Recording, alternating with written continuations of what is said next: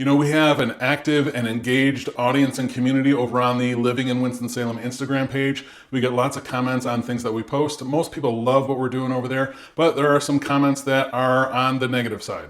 Now, are these legitimate concerns or people complaining on the internet? Some of both. I don't know for sure, but they tend to fall into certain groups of categories. We're going to talk about all the uncomfortable things. That's going to be the general categories that these comments fall into. Yes, we're going to go there. I'm Jeff Valentino. I love helping people buy and sell real estate. If that's you, my contact information is below. Like I said, these comments tend to fall into some typical categories. The first one we're going to talk about is crime. You may have heard crime's been going up across the country the last couple of years. And like everywhere, there's crime in Winston-Salem, of course. If you take a look at a resource like Neighborhood Scout, where you see the lighter colors are less crime and the darker purple is more crime, you can see that that tends to concentrate in a few different areas, similar to most cities and suburbs. But is, like one person said, that crime is running rampant. So let's pump the brakes on that and let's just take a look at some actual statistics. So this is the city's latest published data that's comparing 2023 to 2022 to 2021. If you look at this, you're going to see that violent and property crime is down from last year and the prior year before. As a matter of fact, all crime is down over 10% this year versus 2022 and even lower than 2021 as well. But I don't think you could say it's running rampant, and you definitely can't say it's getting worse when the city is showing that crime has actually gone down since last year. What I would suggest if you're thinking about moving to or relocating within the city, go to something like crimemapping.com. There you can take a deep dive. You can see all the different types of crime. You can go down to a street level in many areas. But as a whole, I don't think it's really fair to say that crime is running rampant in Winston-Salem when we see it's actually getting better. Is there still work for the city to do? Of course, there's opportunities, and there is, I'm sure, higher crime than I want, than the city wants. They have work to do for sure, but it's good to see that it is heading in the right direction. The next one that comes up often is gentrification and overdevelopment. We see these comments a lot when we're showing what downtown or certain parts of the city used to be to kind of what they've become, where developers or investors have come in and taken an unused, rundown buildings and turned it into something beautiful. Take, Bailey Park or Innovation Quarter or the Lofts Apartments and many, many other examples. I think some people are confusing redevelopment and improving the city with gentrification. That's to be determined. But I don't see how it can be bad for a city to take something that was just crumbling and just sitting there empty, turning into usable or beautiful green space that attracts business, people, jobs, and further investment into the city. Now, are parts of the city becoming gentrified? Probably. Is that a good or bad thing? You can decide that for yourself. But more importantly, does the city of Winston-Salem have a plan, an aggressive plan for more affordable housing in the area? Yes, they do. I talked about that a little bit in the last Coming Soon video that I did, but they have an aggressive plan, and good news with that is they're ahead of projections for affordable housing.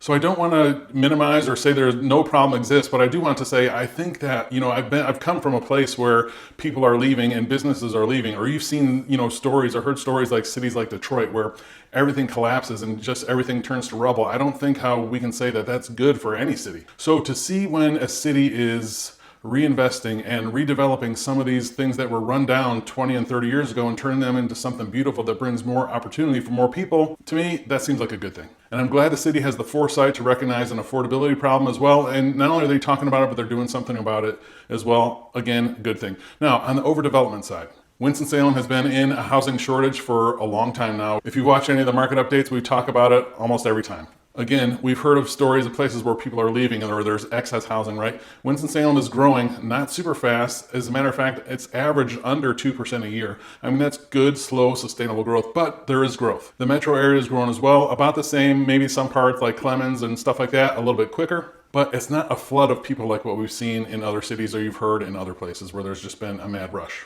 So obviously we're going to need some more housing in there. And what I've noticed from moving here from the suburbs of Chicago, we don't see as many giant master plan communities, kind of like I did there.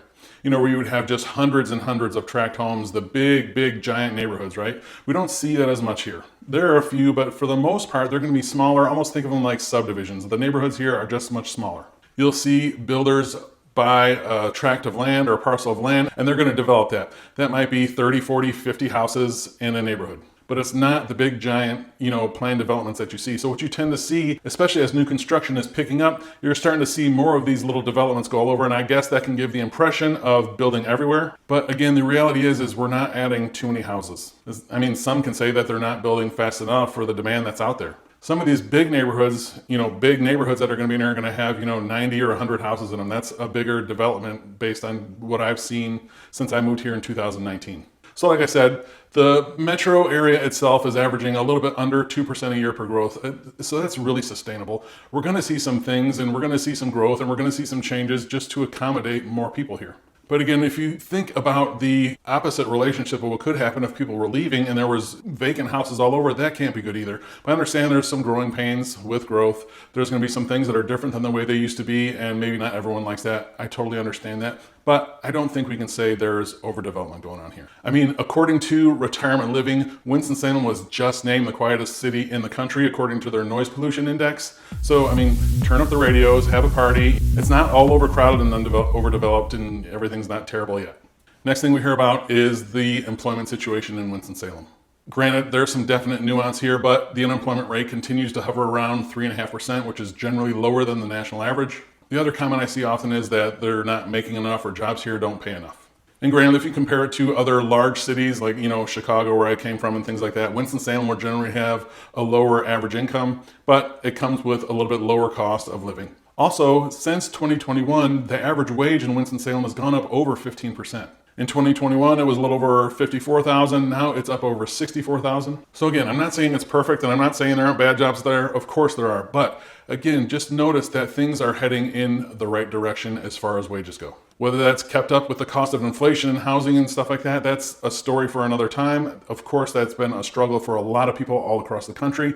But it is good to see that overall low unemployment and the increase we've had in wages the last couple of years have been pretty good. I've had clients that have come here from places like San Diego and Austin, where they're making as much and sometimes more money than they were where they came from. Blue collar jobs and service jobs are in high demand. I think every HVAC and electrician company in the entire Triad is hiring right now. They're looking for people. But I know it's not all good news for everyone all the time. I understand that. Where I have seen people get hurt is in the remote workers. Some of the companies that during the pandemic said, sure, you can work from anywhere, they're starting to want to have some of those people come back to the office. I think the vast majority have kept remote workers from the people I talk to, but I have seen where some people have gotten hurt, where their job is not remote anymore, they've moved away, and now they have to find something new. But again, like the other two categories, it's good to see this is trending in the right direction as far as unemployment and wages go. Next, let's talk about traffic, and this is a little bit trickier because I have noticed traffic's gotten different than it used to be over the 4.5 years that I've lived here. Is traffic bad or is traffic terrible? I mean, come on, I came here from Chicago. It's not. I was in Raleigh a couple weeks ago. Traffic there is terrible. I was in Charlotte last month. Traffic there is terrible. Traffic in Winston-Salem is not terrible. But let's get some actual data. According to TomTom, and just about every other site you can look at, they say the same thing. Winston traffic is low to moderate at worst. As a matter of fact, on TomTom, the worst traffic day of last year, of 2022, was January 22nd. And it took that average commute for someone to go 10 kilometers. It took them 40 seconds longer to go that same distance on that day. That was the worst day. So, not terrible. Yes, there are spots. If you're going on 421 or 40 and you got to get into 52, that gets crowded on the rush hours. If you're on Haynes Mall Boulevard, especially during the holidays or rush hours or going over to 40 from there, that gets crowded. But to say that traffic is terrible, I'm just sorry. This one I got to flat out just say I'm not buying it. And trust me, traffic was one of the things I wanted to get away from. And I've gotten so spoiled here. If I'm sitting, for just a few minutes on the highway now, I'm not at my best.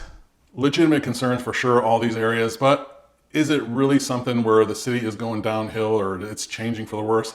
I definitely don't think that's the case. I mean, I've been so excited to see the amenities and changes come here over the last few years, just since I've moved here. I think the city is doing an overall good job in all of these categories. Sure, there's more work to do, but if you're thinking about buying or selling real estate anywhere in the Triad, I'd love to be a resource for you. You can email me directly at jeff@govalentino.com. Thanks.